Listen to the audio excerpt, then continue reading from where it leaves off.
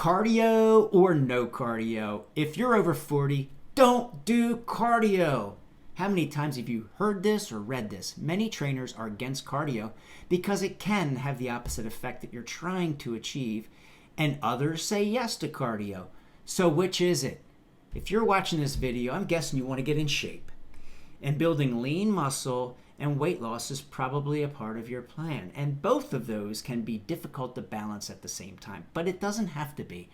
And you're not alone. According to the CDC, 77.8% of men between the ages of 40 and 69 are considered overweight, with 40% being obese. I provided the data below for you.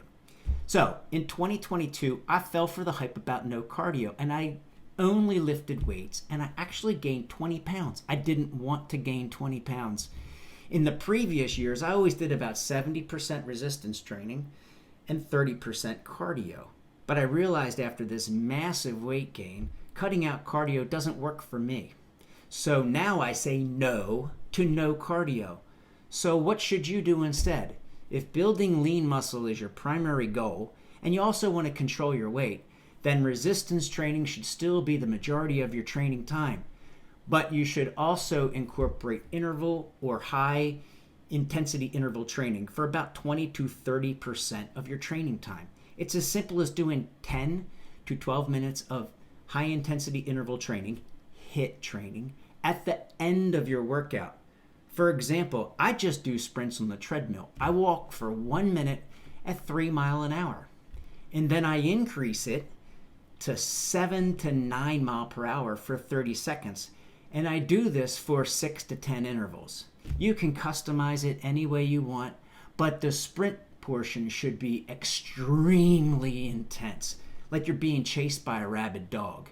You can do any kind of HIIT training you like. All you need is about 10 to 12 minutes at the end of the workout. The key is to go hard for a short period of time and get your heart rate up to about 85 to 95% of your max heart rate. As a 54-year-old man, my max heart rate is 170 beats per minute. So I get my heart rate up to about 160 beats per minute during the sprint portion. Then during the rest period, it drops back down to about 140 beats per minute. And then I repeat this 6 to 10 intervals. The good news is you don't need to do steady state cardio for hours anymore, and nobody wants to do that anyways. Plus, as I said earlier, there's data demonstrating it can do more harm than good and kill gains. It can cause muscle breakdown and muscle loss. It can also cause joint wear and tear leading to injury. The metabolism actually adapts to it, causing you to plateau. And lastly, and most importantly, it increases cortisol levels, which can increase fat storage and cause a host of other problems. On the flip side, there is an abundance of positive data about interval training. Here are two of the most game-changing benefits as I see them. First, it provides a bigger metabolic boost, which is even more important for us older folks because our metabolisms slow down with age. Intervals cause the metabolism to stay elevated and continue to burn calories for many hours after you actually stop exercising. This is huge.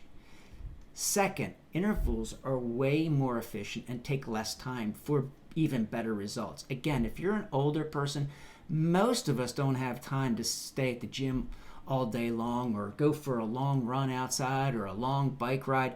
So get in, get out, get results. You need to work smarter and harder, not longer. So please don't skip the cardio. Just change the way you do it. Incorporate high intensity interval training at the end of your resistant training session. Making this slight change will produce big results.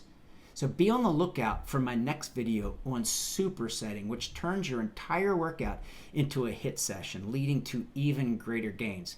Until next time, give this a try. Let me know how it works, if you have any questions, and please subscribe to my channel. See you next time.